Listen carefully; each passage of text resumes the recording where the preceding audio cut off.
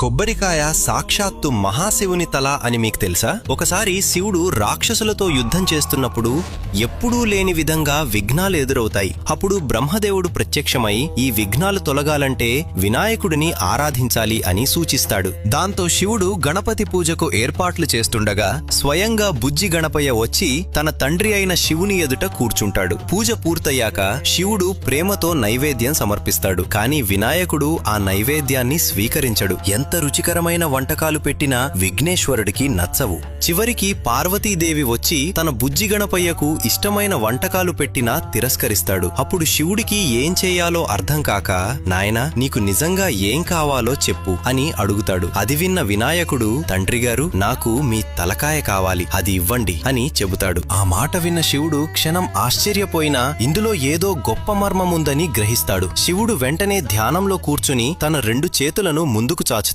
అలా చెయ్యగానే ఆయన చేతుల్లోకి తెల్లగా మెరిసే గుండ్రని పవిత్ర పదార్థం ప్రత్యక్షమవుతుంది. అది అసాధారణమైనది. శివుని తలలా 3 కళ్లతో ప్రకాశిస్తుంది. అనంతరం శివుడి జటాజలంలో ఉన్న గంగమ్మ జలరూపంలో దానిలో ప్రవేశిస్తుంది. ఆ పవిత్ర పదార్థాన్ని వినాయకుడు సంతోషంగా స్వీకరిస్తాడు. అప్పట్నుంచి ఆ దివ్య ప్రతీకనే మనం కొబ్బరికాయగా పూజల్లో సమర్పిస్తూ వస్తున్నాం. ఫ్రెండ్స్, ఓం నమ శివాయ అని కామెంట్ చేయండి.